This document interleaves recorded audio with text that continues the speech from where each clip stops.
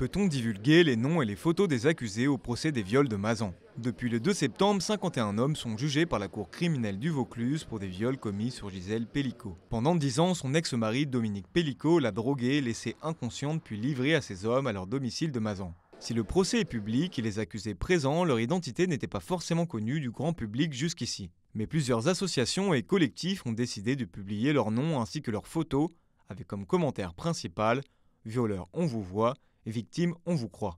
Marie, qui fait partie des personnes qui ont relayé cette liste sur X, explique pourquoi elle l'a fait. Je l'ai fait pour que la honte change de camp, dans le seul but de montrer aux gens que ces hommes sont bel et bien des monsieur tout-le-monde qu'on croise partout. En plus de leur nom, Marie a également republié leurs photos. Lundi 9 septembre, les avocats d'accusés ont annoncé qu'ils allaient porter plainte.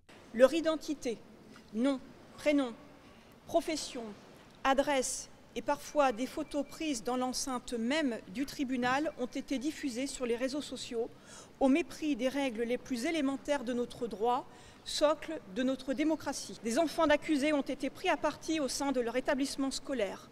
Des épouses et proches d'accusés ont été insultés. Des appels téléphoniques malveillants reçus par des accusés avec tentative d'intrusion à leur domicile. La gravité de ces faits nous amène, nous, avocats de la défense, à devoir saisir le ministère public de poursuites pénales afin de prévenir toute nouvelle forme de violence, voire, ce qui est à craindre, d'atteinte à l'intégrité physique des accusés et de leurs proches. Des actes que déplorent les différentes associations qui rappellent que la liste a été rendue publique par le tribunal. Mais risque-t-elle d'être poursuivie pour avoir dévoilé ces noms?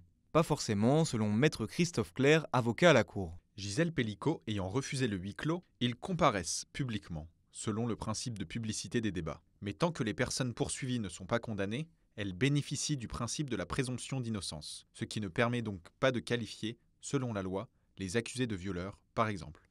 Concernant la diffusion des noms sur les réseaux sociaux, l'avocat cite l'article 223-1 alinéa 1 du Code pénal qui punit jusqu'à 3 ans d'emprisonnement et de 45 000 € d'amende une personne qui révèle les informations d'une autre au fin de l'exposer ou d'exposer les membres de sa famille à un risque direct d'atteinte à la personne et qu'elle ne pouvait ignorer.